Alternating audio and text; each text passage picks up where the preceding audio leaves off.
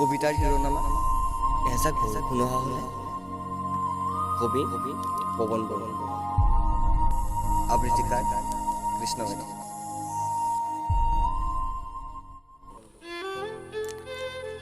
আজি আকৌ এবাৰ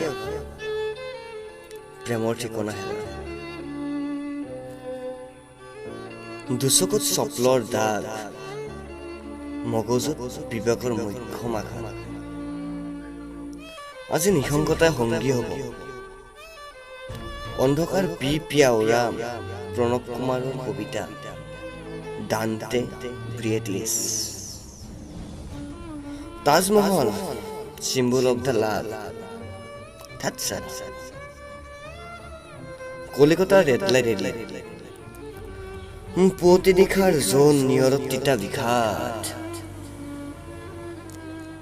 এজাক বৰষুণ অহা হ'লে,